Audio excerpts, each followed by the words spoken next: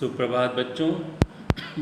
आज हम लोग अपनी हिंदी व्याकरण की कक्षा आरंभ करेंगे।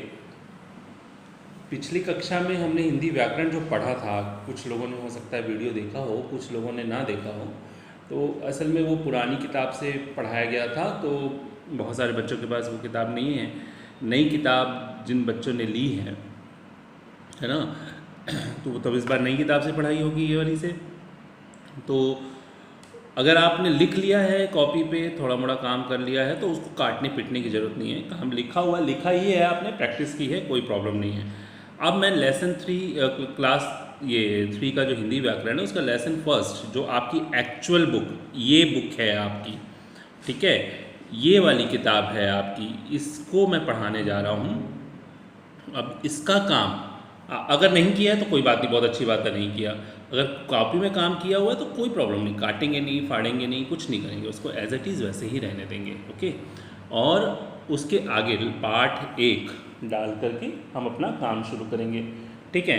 तो आज चलिए, आज हम लोग पहले रीडिंग लगाएंगे इसकी और उसको समझेंगे कि इसमें है क्या, और फिर नेक्स्ट क्लास में इसके क्वेश्चन आंसर और ये सब चीज़ें भी करेंगे, ठीक है। तो चलिए हम लोग शुरू करते हैं आज का हिंदी व्याकरण का पहला पार्ट, जो कि जिसका नाम है भाषा, ठीक है। देखो, भाषा हमने उसमें भी पढ़ा होगा, लेकिन उसमें कहने का तरीका अलग होगा, इसमें कहने का तरीका होगा, उसमें प्रश्न उत्तर कुछ अलग होंगे, इसमें प्रश्न उत्तर अलग होंगे। तो व्याकरण तो सब जगह एक ही होती है। चलो देखें क्या कहते हैं। बच्चों, पहले मनुष्य जंगलों में भटकता था। उसे अपनी बात दूसरों को समझाने के लिए संकेतों का सहारा लेना पड़ता था। जंगल में रहते थे, एक बात दूसरी बात को समझाने के लिए इशारे का इस्तेमाल करते थे। धीरे धीरे उसने पशु पक्षियों की आवाज़ बोली तथा अन्य प्रकार की अलग अलग ध्वनियों को सुना और उनका अर्थ समझा। उसने देखा कि पशु पक्षी आपस में कुछ आवाज़ें निकालते हैं और कुछ बोलते हैं एक दूसरे से, है ना। फिर उसने क्या किया, अलग अलग ध्वनियाँ अपनी बनाई और उनके अर्थ समझ करके आपस में शेयर किया, तो वो एक भाषा बन गई। जब उसे अपनी बात समझानी होती तो वो भी विभिन्न प्रकार की ध्वनियों की सहायता लेता। पशु पक्षी तो केवल मुख से ध्वनि निकालते हैं। मनुष्य ने ध्वनि के माध्यम से बोलकर अपनी बात कहना शुरू किया। इस प्रकार भाषा का जन्म हुआ। इस तरह से भाषा बन गई, ठीक। ध्वनियों से शब्द बने, ठीक है, शब्दों से भाषा बनी। भाषा द्वारा मनुष्य अपने विचार प्रकट करने लगा। तो भाषा क्या है? भाषा एक ऐसा माध्यम है जिसके द्वारा हम अपने विचार प्रकट करते हैं, ठीक है। भाषा क्या है? भाषा एक ऐसा जरिया है, एक ऐसा रास्ता है जिससे हम अपनी बात दूसरों को समझा सकते हैं, प्रकट कर सकते हैं कि हम चाहते क्या हैं, हम कहना क्या चाहते हैं, हमें क्या चाहिए, है ना।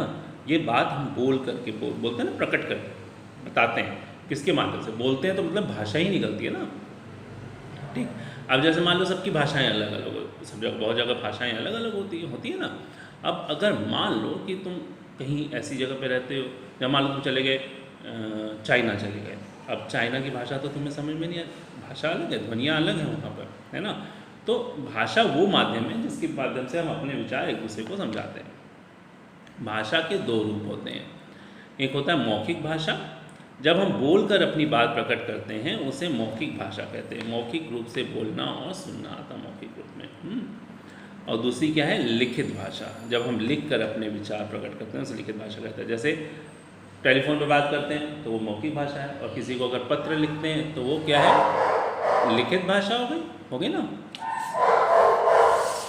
अब देखो, हमारे देश में और दूसरे देशों में अलग अलग भाषाएं बोली जाती हैं। जैसे चीन में चीनी, स्पेन में स्पेनिश, कोरिया में कोरियन, जर्मनी में जर्मन, फ्रांस में फ्रांसीसी, ऑस्ट्रेलिया में अंग्रेजी, रूस में रूसी, जापान में जापानी, ऐसे है ना। जैसे भारत में हिंदी, हमारे यहाँ हिंदी बोली जाती है, ठीक है ना।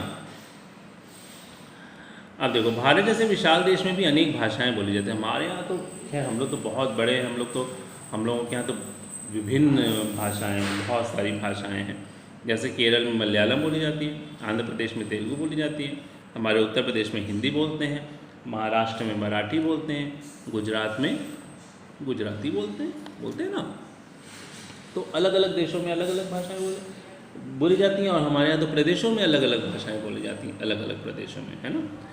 तो ये हमारा पाठ हुआ। आज हम कॉपी पे एक छोटा सा काम करेंगे। पहले ठीक है। उसके बाद फिर हम लोग कल प्रश्न उत्तर का काम करेंगे। आपको करना क्या है वो मैं बताने जा रहा हूँ।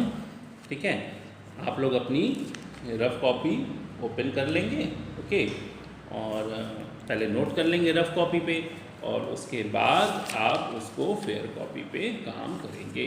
ठीक, तो आप तो पेंसिल से काम करते हैं, तो देखिए मैं पेंसिल से मैं भी काम करता हूँ। लिखना क्या है ऊपर,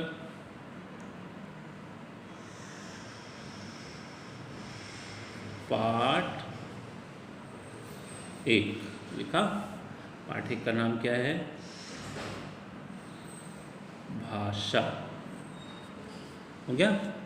अब यहाँ पर हम लोग भाषा की पहले परिभाषा लिखेंगे, है ना। तो ऐसे लिख सकते हैं, या तो आप प्रश्न करके लिख सकते हैं। चलिए प्रश्न कहते लिखते हैं।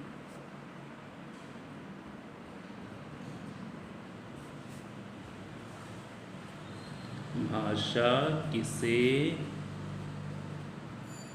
कहते हैं, ये प्रश्नवाचक चिन्ह लगाया, है ना। उत्तर, भाषा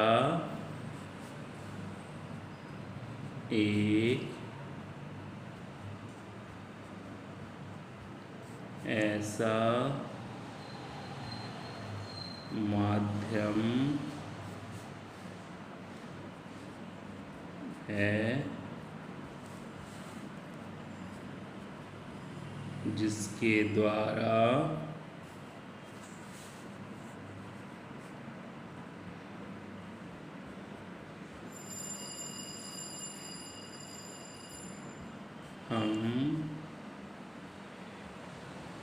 हम अपने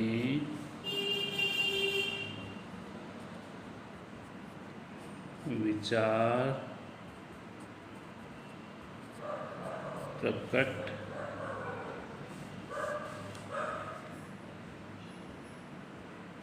करते हैं। ठीक है, फिर ठीक है, ये लिख लिया हम लोगों ने। देखो मैं थोड़ी देर के लिए छोड़ देता हूँ, आप लोग लिख लेंगे। भाषा किसे कहते हैं, भाषा एक ऐसा माध्यम है जिसके द्वारा हम अपने विचार प्रकट करते हैं। ठीक है, प्रश्न,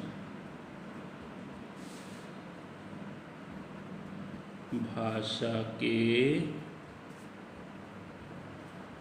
कितने रूप होते हैं। ठीक, उत्तर, भाषा के 2 रूप हैं। ठीक, पहला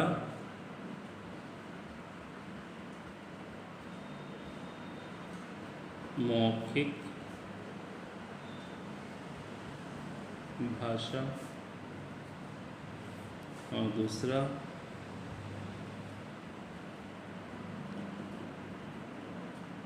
लिखित भाषा। ठीक है, ये इतना आपको काम अपनी कॉपी पे करना है। ठीक, फिर आगे का जो प्रश्न उत्तर है वो हम लोग अगली क्लास में करेंगे। ठीक है बेटा, चलो तब तक के लिए बाय।